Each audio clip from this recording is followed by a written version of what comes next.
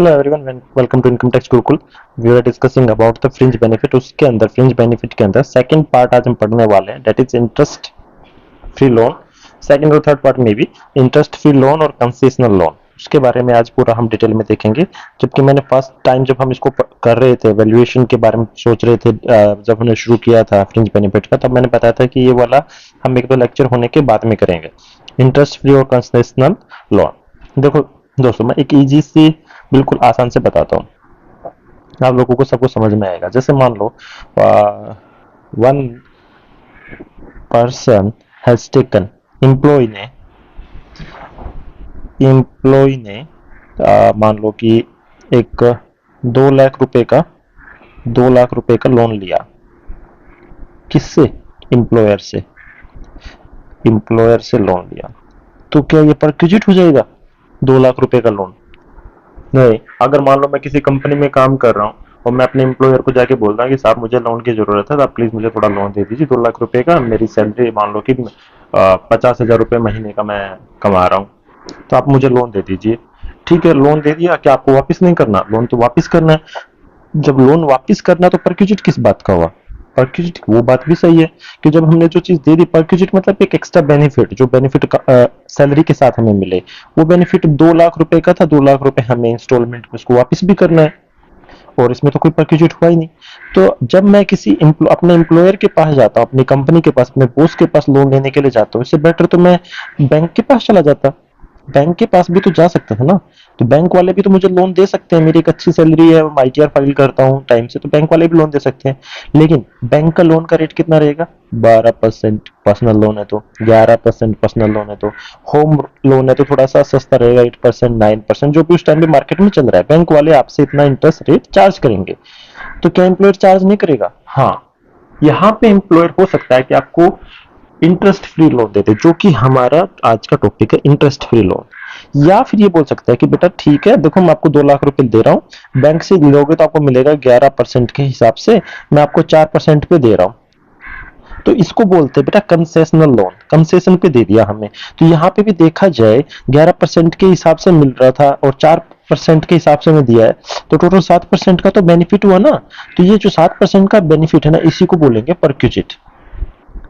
और अगर यहाँ पे हमें 0% कुछ देना ही नहीं अपनी जेब से, तो पूरा 11 के 11% को होएगा परक्विजिट, पूरा का पूरा हमारा बेनिफिट हो जाएगा। देखा जाए 2 लाख रुपए के ऊपर जो इंटरेस्ट हमें नहीं देना, अगर इंटरेस्ट फ्री है तो इंटरेस्ट नहीं देना, अगर 2 लाख रुपए के ऊपर 25,000 रुपए इंटरेस्ट आ रहा होता, ये इंटरेस्ट की वैल्यू है 25,000 रुपए, तो इस केस में 25,000 रुपए अगर इंटरेस्ट आ रहा होता तो परक्विजिट की वैल्यू भी कितनी होती बेटा? 25,000।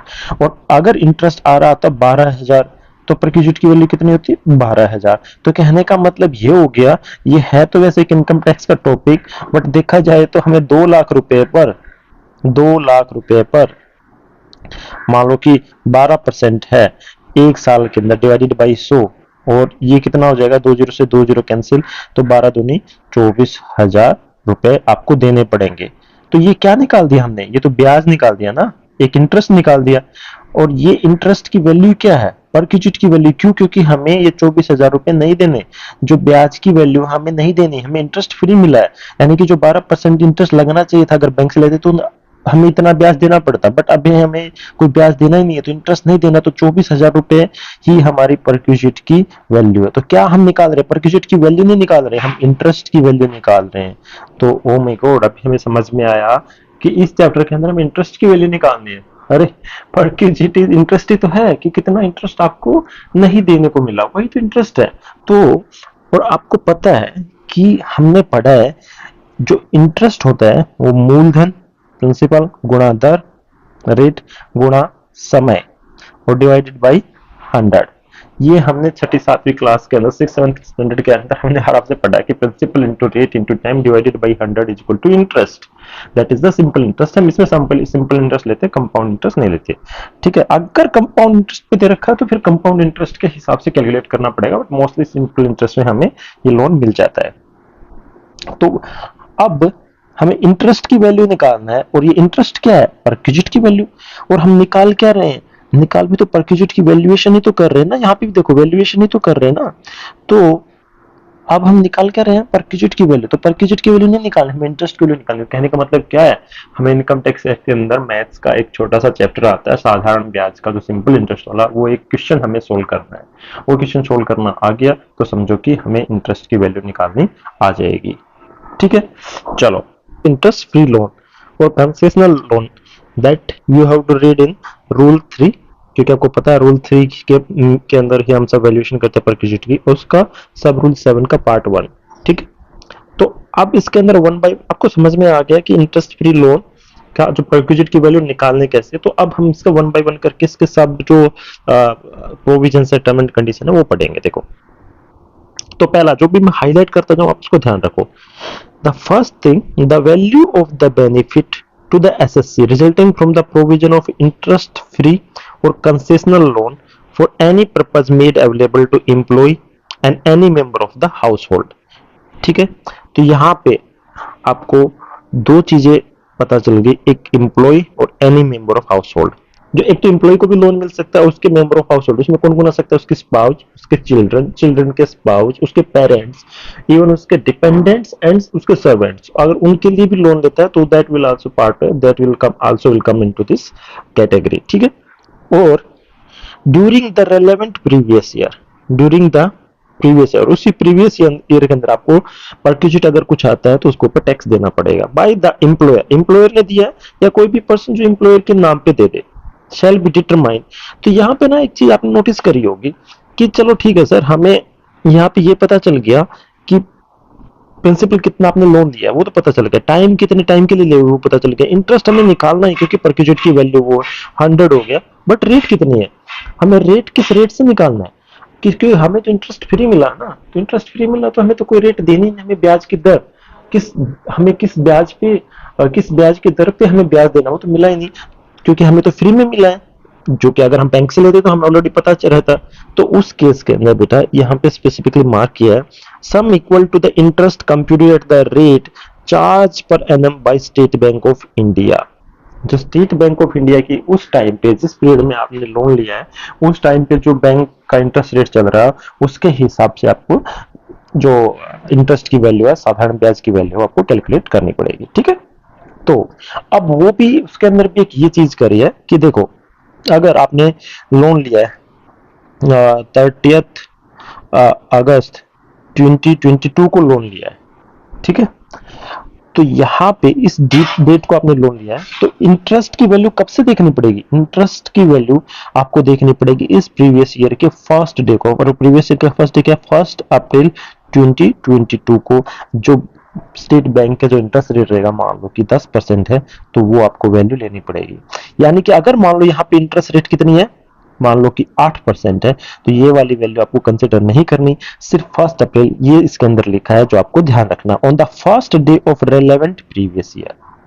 पहले जो रेलेवेंट प्रीवियस ईयर का था, जो रेलेवेंट प्रीवियस कौन सा है 22-23 के अंदर, इसका फर्स्ट डे, उसके अंदर जो इंटरेस्ट की डेट थी, वो डेट के अंदर जो इंटरेस्ट रहेगा वो उसको हम वैल्यू लेके चलना है। जो हम आगे न्यूमेरिकल करेंगे तो आपको इजीली समझ में आ जाएगा। ठीक है, और अब दूसरी बात ये आती है यहाँ पे, सर आप बोलोगे कि सर ठीक है, यहाँ पे आपने बता तो दिया कि पीआरटी है, यहाँ पे बता तो दिया पीआरटी है, बट एक बात बताइए, हमें कंसेशनल रेंट मिला, इंटरेस्ट फ्री होता तो कोई इनमें इंटरेस्ट देना, लेकिन हमें ना, हमें बोला गया देखो कि 11% था, लेकिन आप हमें 4% पे दे दो। 11% किसका है, एसबीआई का है, ये चल रहा है। तो यहाँ पे R1 की वैल्यू कितनी होगी, 11%, और इसमें से बेटा, इसमें से जो P into R2 into time divided by 100, तो जो 4% जो हमने दिया है वो इसमें से माइनस करना पड़ेगा। तो इंटरेस्ट की वैल्यू इस हिसाब से P इंटू टी, मूलधन गुना समय डिवाइडेड बाई 100, और R1 माइनस R2। अगर इंप्लॉय ने कुछ भी नहीं दिया, फ्री में मिला, तो ये वैल्यू कितनी हो जाएगी, 0। और जब 0 हो जाएगी तो किसी भी चीज में से 0 को माइनस करेंगे तो ये वाली चीज आ जाएगी, पहले वाले जो हमने डिस्कस किया था। तो सेम थिंग यहाँ पे हमें बताया गया है कि अगर कोई भी अमाउंट पे किया, रिड्यूस कर देना है अगर कोई भी इंटरेस्ट इंप्लॉय ने पे किया, या फिर इंप्लॉय के किसी हाउस होल्ड ने, किसी मेंबर ऑफ हाउस होल्ड ने पे किया है, तो एम्प्लॉय वाले, जो कि हम हर जगह पे परक्यूजिट, क्योंकि जब हमने 4% के हिसाब से पे ही कर दिया तो हमारे लिए परक्यूजिट कहाँ से हुआ, हमारे लिए बेनिफिट कहाँ से हुआ? हमें बेनिफिट कितना, 11% की इंटरेस्ट रेट थी, 4% का हमने पे कर दिया तो हमारे लिए बेनिफिट हुआ सिर्फ 7% का। तो इसलिए R1 माइनस R2 हमें करना पड़ता है। तो ये चीज इजिली आपको समझ में आ गई होगी। अब ये हमेशा जो टैक्स लगेगा, जो इंटरेस्ट, टैक्स नहीं सॉरी, जो इंटरेस्ट निकालना है, वो हमेशा ये मंथ एंड के अंदर जो मैक्सिमम आउटस्टैंडिंग अमाउंट है, मंथ एंड के अंदर जो मैक्सिमम आउटस्टैंडिंग अमाउंट है उसके ऊपर टैक्स लगेगा। मान लो कि आपने 2 लाख रुपए का लोन दिया था, ठीक है, 2 लाख में हर महीने आप 20,000 रुपए का प्रिंसिपल पे कर रहे हो, प्लस 5,000 रुपए का उसके ऊपर इंटरेस्ट पे कर रहे हो। 1 मिनट के लिए मान लेते हैं। तो जब मंथ एंड होगा, पहला मंथ जब एंड होगा, तो ये अमाउंट कितनी बचेगी बेटा? 20,000। इंटरेस्ट तो हमारा चला ही गया क्योंकि हम कुछ पे ही नहीं कर रहे। 20,000 रुपए यहाँ पे माइनस कर देंगे, तो 20,000 माइनस करने पर, और इंटरेस्ट अगर पे भी कर रहे हैं तो प्रिंसिपल में से माइनस नहीं रहता, तो 20,000 इसमें से माइनस कर देंगे तो कितना आ जाएगा? 1,80,000। तो अब नेक्स्ट मंथ का कैलकुलेशन 1,80,000 के हिसाब से करना है। फिर अगर उसके बाद हमने फिर 20,000 पे कर दिया तो 1,60,000 रुपए। तो जो मैक्सिमम आउटस्टैंडिंग रहेगा मंथली बैलेंस के ऊपर, उसके ऊपर आपको इंटरेस्ट लगाना है। अगर मान लो कि मंथ के हिसाब से इंस्टॉलमेंट नहीं दे रहे, साल के हिसाब से इंस्टॉलमेंट दे रहे, तो कोई नहीं, पूरे साल का सेम रहेगा। मंथ के हिसाब से अगर दे रहे तो मंथ के हिसाब से कैलकुलेट करना पड़ेगा। वो पूरा हम इसके अंदर डिटेल में जब हम न्यूमेरिकल करेंगे ना, तो पूरा आपको समझ में आ जाएगा, ठीक है। अब आपको परक्विजिट चार्ज नहीं करा जाएगा, अगर आपके ऊपर कोई भी चार्ज नहीं लगा, परक्विजिट की वैल्यू निल होगी। अगर ये लोन अगर दिए गए हैं कुछ प्रिस्क्राइब डिजीज के लिए, लाइक कैंसर के लिए लोन दिया है, उसकी family member house hold member of house hold है, या फिर उस खुद को कैंसर या ट्यूबरक्लोसिस, टीबी या कुछ ऐसी बीमारियां हैं, अगर उसके लिए लोन मिला है तो उसके ऊपर कोई भी परक्विजिट की वैल्यू नहीं मिलेगी। चाहे इंटरेस्ट फ्री दिया हो आपको या कुछ कंसेशनल रेट पे दिया हो, उस पर परक्विजिट की वैल्यू 0 रहेगी, ठीक है। और अगर लोन की अमाउंट 20,000 से कम भी है ना, तो भी उसके ऊपर कोई भी परक्विजिट की वैल्यू नहीं रहेगी, that will be nil. Further, जो मेडिकल ट्रीटमेंट के लिए आपको लोन मिला है, अगर वो किसी रिम्बर्स करी गए हैं एम्प्लॉय को वो पैसे under the medical insurance scheme, तो ये वाला जो ऑप्शन था, जो आपको नहीं जो लोन नहीं देना, जो परक्विजिट की वैल्यू निल होनी चाहिए थी, वो नहीं लगेगा। वहां पे आपको परक्विजिट की वैल्यू कुछ ना कुछ पे करनी पड़ेगी, जो भी हम कैलकुलेट करेंगे, ठीक है। अब हम एक क्वेश्चन करेंगे, उससे हमें पूरी चीजें इजीली समझ में आ जाएंगी, आसानी से पूरा समझ में आ जाएगा जो भी हमने अभी तक पढ़ा है, ठीक है। तो सबसे पहले एक बात मैं आपको बता दूं कि आपने बोला है कि सर, आप बोलोगे, आपके दिमाग में आएंगे, सर 20,000 रुपए से ज्यादा नहीं होना चाहिए। मैंने 20,000 रुपए ले लिए, 20,000 रुपए लेके फिर मैंने उसमें से मेरी अमाउंट मान लो कि 18,000 रुपए ले लिए, और 18,000 रुपए लेने के बाद फिर मैंने 18,000 रुपए और ले लिए, ठीक है। तो शुरू में तो आप देखोगे तो 20,000 से कम ही है, तो कोई इंटरेस्ट की वैल्यू इस पे आएगी नहीं। बाद में जबकि अमाउंट 18,000 और ले ली तो 20,000 से ज्यादा हो गई, तो क्या मुझे बेनिफिट मिलेगा उस पे? तो जितने टाइम तक आपकी अमाउंट 18,000 रुपए थी, लोन की अमाउंट, उस टाइम तक आपको बेनिफिट मिलेगा। लेकिन जैसे ही अमाउंट उसकी इंक्रीज हो जाती है, 18,000 और ले ली, तो बेसिक जो लिमिट थी 20,000 की, वो खत्म हो गई। तो इसलिए वहां पे आपको परक्विजिट पे करना पड़ेगा कैलकुलेट करके, ठीक है। आप एक क्वेश्चन करेंगे ना, तो उसको पूरा उसको समझ में आ जाएगा, ठीक है। मैं हाईलाइट करता हुआ जा रहा हूँ, आप एक बार पहले देखो इसको, बाद में नोट डाउन कर लेना। देखिए, रंजीत ने एक इंटरेस्ट फ्री लोन लिया, कोई भी कंसेशनल इंटरेस्ट फ्री, कोई भी इंटरेस्ट उसने देना नहीं पड़ेगा। कितना? 10 लाख रुपए का। Amount utilise in purchasing a house on 36, कोई प्रिस्क्राइब डिजीज के लिए नहीं है, कैंसर या ट्यूबरक्लोसिस। इसका मतलब ये हुआ कि पूरे के ऊपर टैक्स लगेगा, जो परक्विजिट की वैल्यू रहेगी, ठीक है सर। परक्विजिट की वैल्यू के ऊपर टैक्स तो लगेगा। अब ये बात तो हमें समझ में आई, बट क्यों? क्योंकि उसने हाउस के लिया है, अपने घर के लिए उसने इंटरेस्ट लिया है, ठीक है। हाउस इज सेल्फ ऑक्यूपाइड, बाद में देखेंगे, इसकी जरूरत नहीं अभी। The as per the scheme of the company, loan would be recovered in 40 equal instalment. 40 equal instalment में आपको लोन देना पड़ेगा, और वो इंस्टॉलमेंट कब से देनी पड़ेंगी?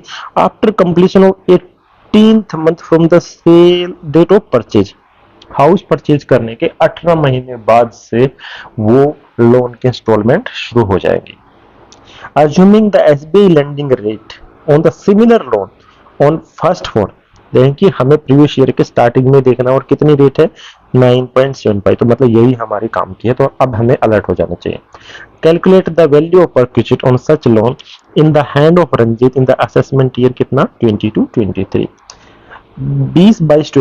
20-22 असेसमेंट ईयर है, तो इसका मतलब ये हुआ कि फाइनेंशियल ईयर कितना हो गया बेटा 21-22। इस फाइनेंशियल ईयर के अंदर हमें निकालना है, हमें क्या निकालना है, परक्विजिट की वैल्यू निकालनी है। Is it possible to get deduction of the perquisite value of interest under section 24 भी आपने पढ़ा है इनकम फ्रॉम हाउस प्रॉपर्टी के अंदर। अगर आप इंटरेस्ट पे कर रहे हो तो 2 लाख रुपए तक का, अगर वो एक्विजिशन और कंस्ट्रक्शन के लिए, अदरवाइज बाकी रेनोवेशन के लिए और सब चीजों के लिए कर रहे हो तो 30,000 रुपए तक का आपको डिडक्शन मिल सकता है। तो क्या वो डिडक्शन मिलेगा और इस बात से कोई फर्क पड़ेगा कि ये रेंट पे दिया है? क्योंकि यहाँ पे आपने देखा कि ये सेल्फ ऑक्यूपाइड है, अगर रेंट पे दे देते तो क्या ज्यादा मिलता? क्योंकि आपको पता है सेल्फ ऑक्यूपाइड के केस में और रेंट के केस में दोनों ही अमाउंट में कुछ फर्क रहता है। किसी आपको जो इनकम फ्रॉम हाउस प्रॉपर्टी मैंने कराई थी ऑलरेडी, मैंने पूरा पूरे चैप्टर उस पर करा दिया। अगर आपने वीडियो नहीं देखे तो पहले जाके आप वीडियो देख लीजिए, आपको पूरा समझ में आ जाएगा। ठीक है, अब हम धीरे धीरे करके 1 बाय 1 करके मैं आपको बताता हूँ। हम क्वेश्चन नहीं कर रहे हैं अभी, एक बार मैं आपको बता रहा हूँ कि देखो 30/6/2020 को 30/6/2020 को उसने हाउस परचेज किया। इसके 18 महीने कब होंगे बेटा? देखो 6 महीने तो जाएंगे 31/6/31/12 जो 31 दिसंबर 2020 को, और उससे 18 महीने करने हैं तो 31/12/2021 को हो जाएंगे। पूरे के पूरे कितने 18 महीने हो जाएंगे, 18 मंथ। ठीक है, अब यहां से उसको इंस्टॉलमेंट देनी है, 40 इक्वल इंस्टॉलमेंट शुरू हो जाएंगे। अब इसके बाद हमें कौन सा महीना बचेगा? जनवरी का 2021। इसके बाद 2021 एक बार आप समझ लो, फिर उसके बाद पूरे का पूरा इजी हो जाएगा। कुछ भी नहीं है, आपको इंटरेस्ट निकालना है बस। मार्च 2021 ये हम क्यों कर रहे हैं? क्योंकि हमें फाइनेंशियल ईयर कितना निकालना है 21-22। तो यहाँ पे एक छोटी सी मिस्टेक होगी बेटा, यहाँ पे आप सब लोग इसको ठीक कर लेना। ठीक है, तो दिस इज नेक्स्ट ईयर 22 और 2022। ठीक है, अभी आपको समझ में आ गया। तो हमें यहां से लेकर यहाँ पे कितना है, एक बीच में एक पीरियड रहेगा 18 महीने के बीच में, 1 अप्रैल 21 से 31/12/21, और उसके बाद 3 महीने ये। तो कहने का मतलब तो ये हो गया 9 मंथ का तो इधर, ठीक है, 3 महीने का इधर, तो टोटल 12 महीने हो जाएंगे। तो आपको पूरा का पूरा फाइनेंशियल ईयर की वैल्यू का पता चल जाएगा। ठीक है, अब 1 मिनट के लिए मुझे बता देता हूँ, इसमें हमें आपको फॉर्मूला क्या लगाना है? फॉर्मूला लगाना है मूलधन गुना दर गुना में समय डिवाइडेड बाई 100। अब मूलधन कितना है, जो प्रिंसिपल कितना है वो भी देख लेना है। इंटरेस्ट कितना है 9.75%। आराम से करेंगे बिल्कुल। टाइम कितना है, शुरू में 9 महीने का है तो 9 महीने और डिवाइडेड बाई 12 कर देते हैं इसको, और डिवाइडेड बाई 100 तो आएगा। ये वाला फॉर्मूला हमें यूज करना है। अब कुछ ये बेसिक सी चीज आपको समझ में आ गई, अब हम इसको पूरा डिटेल में करेंगे। मैं ये वाला पार्ट रफ कर देता हूं, ठीक है।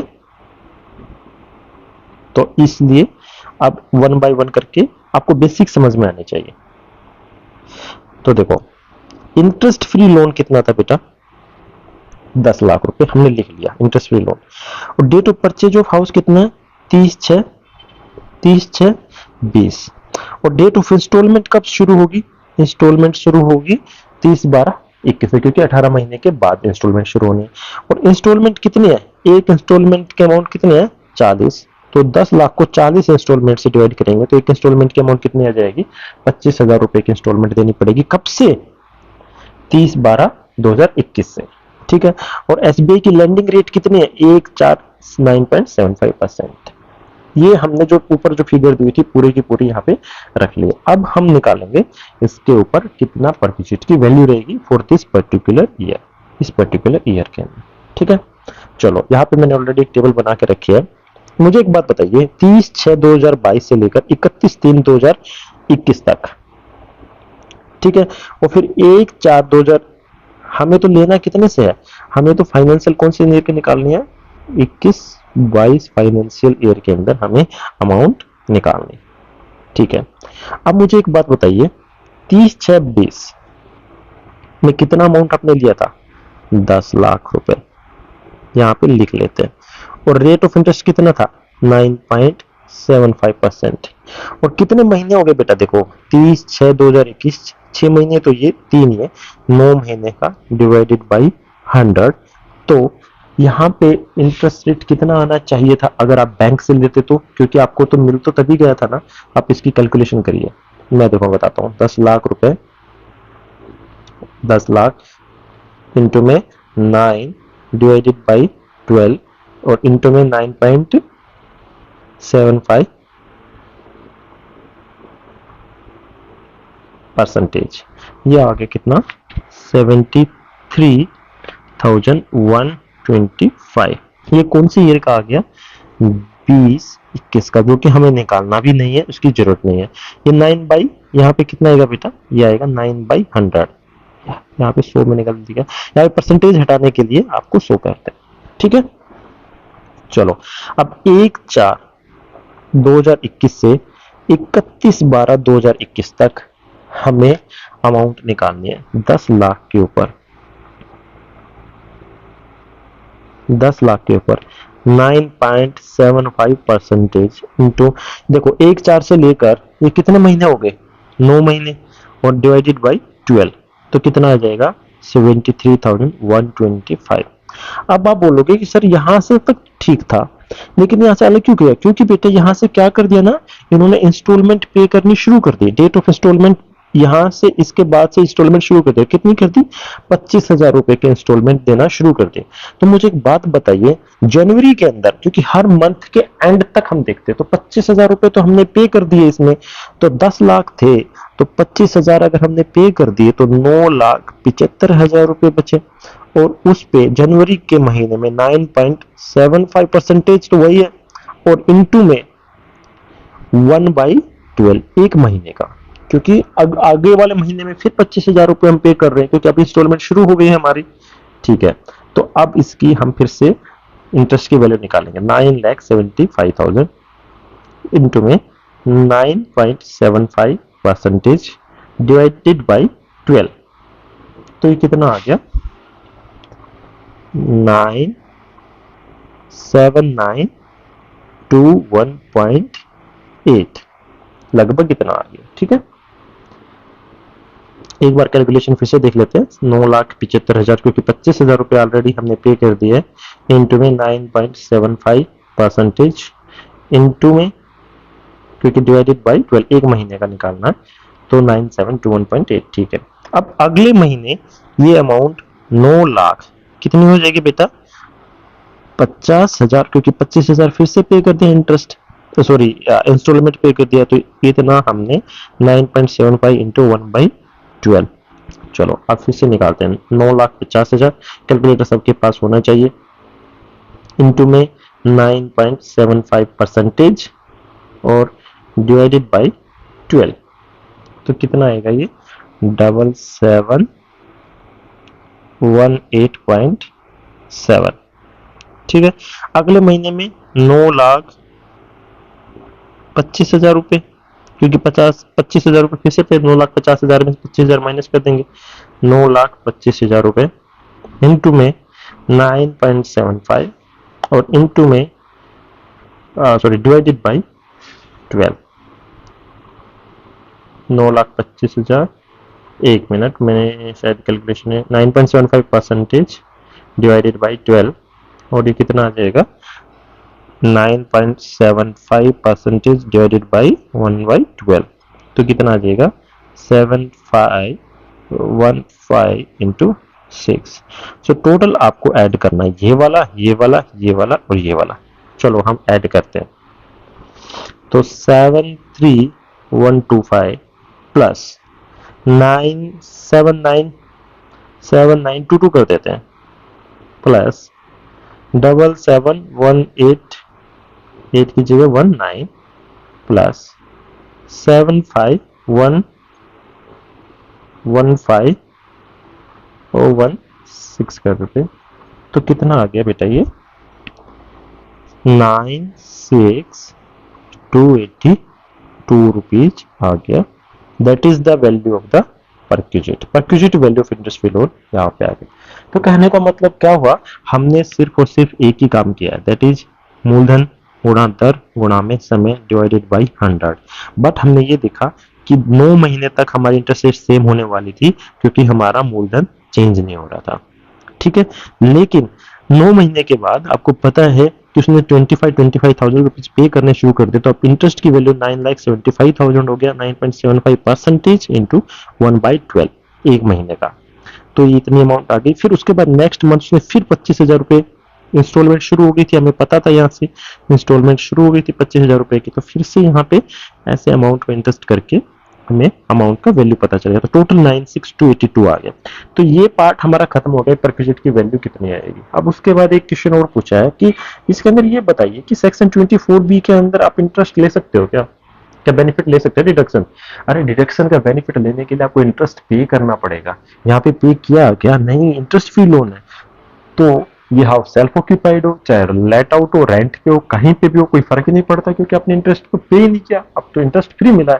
ये तो परक्यूजिट की वैल्यू आई है, इसके ऊपर आपको टैक्स पे करना पड़ेगा इस परक्यूजिट की वैल्यू पे। बाकी 24B में अगर आपको डिडक्शन लेना है तो उसके लिए इंटरेस्ट को पे करना पड़ेगा। इंटरेस्ट तो यहाँ पे कुछ पे भी नहीं, तो सेम थिंग यहाँ पे लिखा है कि deduction of interest board capital available only fees actually payable.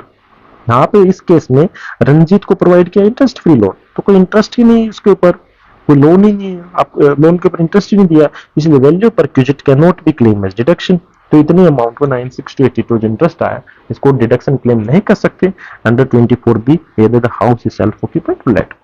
Simple है बेटा, उम्मीद कर रहा हूँ आपको समझ में आया होगा। अगर फिर भी आपको समझ में नहीं आया, देखा जाए तो कुछ भी नहीं है, ये मूलधन गुना दर गुना समय जो हम छठी सातवीं क्लास के अंदर हम पढ़ते थे, इंटरेस्ट निकालना वही है। अगर फिर भी आपको समझ में नहीं आया तो प्लीज आप हमें बताइए कहाँ पे आपको समझ में आया, कमेंट सेक्शन में जाके कमेंट करिए। और अगर आपको समझ में आया तो वीडियो को लाइक कीजिए, सब्सक्राइब कीजिए, बेल आइकन को प्रेस कीजिए। अपना ध्यान रखिए और पढ़ते रहिए।